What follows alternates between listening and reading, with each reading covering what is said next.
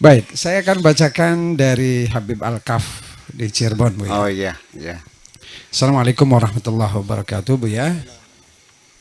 Apa definisi bahagia? Tadi Bu ya mengatakan tentang bahagia. Sebenarnya kita butuh bahagia, bukan kaya. Apa sih definisi bahagia? Bagaimana cara mencapainya? Apa bahagia itu relatif? Sehingga orang yang punya definisi, sehingga orang punya definisinya masing-masing, Bu ya. Iya. Tentang bahagia. Ya, sebetulnya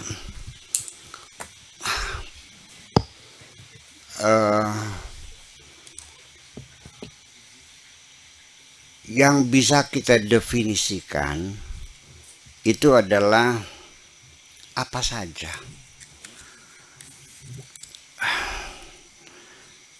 Mendefinisikan itu berbagai macam definisi itu.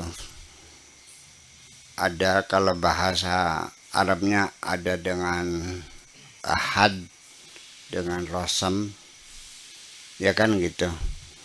Ada definisi yang namanya demonstratif. Untuk mendefinisikan itu tidak mudah.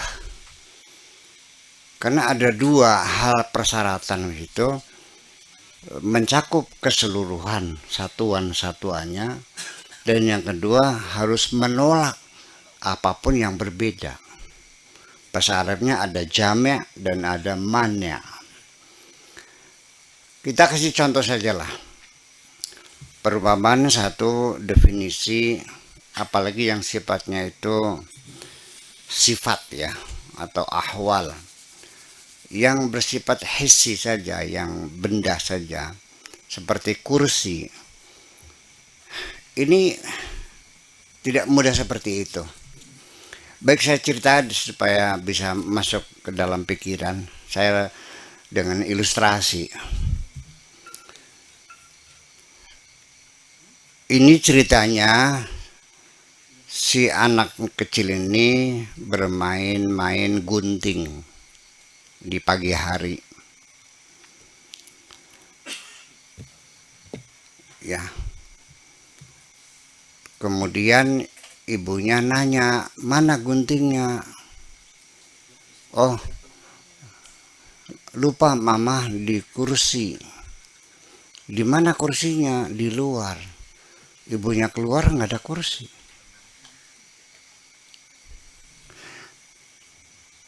"Di mana?" "Di luar." "Di mana?" "Di kursi." "Nggak ada kursi." "Ada di kursi." Bayangkan, kata anaknya di kursi, di luar, di depan rumah. Ibunya nggak ada kursi. Tahu sebenarnya apa? Karena waktu malam anaknya bertanya, "Mama, kursi itu apa?" Mungkin karena ibu udah ngantuk, dijawabnya secara singkat, "Kursi itu tempat duduk." Betul nggak? Setuju, kursi tempat duduk? Ternyata nggak ada kursi. Berarti ada miscommunication karena definisi itu. Karena definisinya nggak jelas. Ditarik anak itu, "Mana?" Itu akhirnya Pak, book. Book itu tembok yang setengah senti, biasa di jembatan, biasa di situ banyak kalau sore itu buat midang, buat duduk-duduk tempat sore. Si ibu mengatakan kursi itu tempat duduk. Anak itu melihat bahwa di book itu, di jembatan yang ada tempat ya temboknya ya setengah meter tuh, banyak orang duduk. Berarti dalam pikiran anak itu juga kursi, karena itu tempat duduk. Jadi yang salah siapa? Anaknya, ibunya? Siapa yang bersalah? Yang salah ibunya, karena dia tidak mendefinisikan kursi secara betul. Oke. Akhirnya karena ibunya jengkel dan ibunya sadar kalau begitu saya salah. Akhirnya panggil lagi. Kursi itu, wahai anakku, perabotan rumah tangga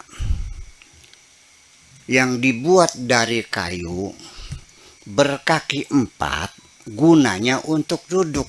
Oke? Betul nggak kira-kira? Oke. Siang sore harinya banyak tamu, kurang kursi. Anak suruh ngambil kursi di kamar tidur. Masuk keluar lagi, nggak ada kursinya mah. Di kamar tidur banyak kursi, masa nggak ada? Nggak ada. Dijewer, itu apa? Itu kan plastik. Karena ibunya bilang terbuat dari, paham nggak? Tidak semudah itu mendefinisikan. Itulah makanya, apalagi yang sifatnya itu sifatnya ausaf atau sifat. Kata sifat itu tidak bisa didefinisikan. Adanya dideskripsikan. Jadi daripada kita mendefinisikan kursi, masih mending, mama kursi apa? Nih seperti ini, tuh nih kursi namanya, udah itu mungkin lebih mudah caranya. Jadi kata sifat itu tidak bisa didefinisikan. Kenapa? Karena relativitasnya tak terhingga. Merah itu apa? Siapa yang berdefinisi merah? Adjektif itu tidak bisa didefinisikan. Kata sifat tidak bisa didefinisikan. Merah tidak bisa didefinisikan karena saya bisa membuat warna merah 10 pangkat 100 triliun. Artinya apa? Nolnya 300 triliun nolnya warna merah. Lautan itu merah dan lautan putih. Saya kasih 1 tetes merah. Ini pakai perhitungan kuantum. Dengan 1 tetes merah itu berarti lautan itu sudah berbeda. 2 tetes, 3 tetes, sampai bertriliun-triliun tetes. Akhirnya menjadi berapa banyak warna merah tak terhingga. Betul nggak? Mari kita kumpulkan yang merah sini, nggak ada yang sama kok. Jadi bagaimana mendefinisikannya? Ya paling juga dideskripsikan. Bahagia, cantik, relatif nggak cantik? Kenapa menilai kecantikan padahal dengan metodologi yang sangat canggih?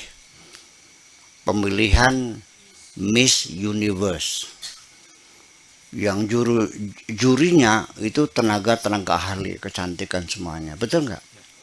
Tapi saya sering tidak setuju. Kok kenapa jadi yang terpilih menurut saya nggak cantik?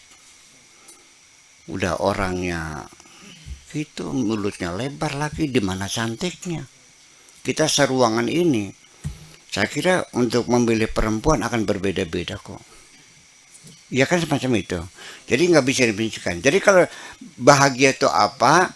Ya tentunya paling kita uraikan. Ya kan begitu. Makannya lahap, tidurnya lelap, badannya sehat, rezekinya banyak. Ya kan, temannya banyak, istrinya sayang, anaknya lucu-lucu, dan seterusnya. Seperti itu kan. Nah, jadi artinya bahwa kebahagiaan orang pun juga akan bertingkat-tingkat, berbeda-beda kadar tingkat kebahagiaan itu. Kenikmatan makan apel saja tidak sama kenikmatannya tukang beca dengan dokter ahli gizi makan apel. Mana yang lebih merasakan kenikmatan makan apel? Dokter gizi, karena dia tahu. Ya kan gitu. Vitamin apa yang ada, segala macamnya ada, dia tahu mesin matinya. Maka salah satunya bahwa yang bisa meningkatkan kualitas kebahagiaan adalah ilmu pengetahuan. Wawasan kamu, pengalaman kamu. Semakin banyak kamu mengalami penderitaan di dunia, kamu diberi kesempatan untuk menikmati kebahagiaan lebih banyak.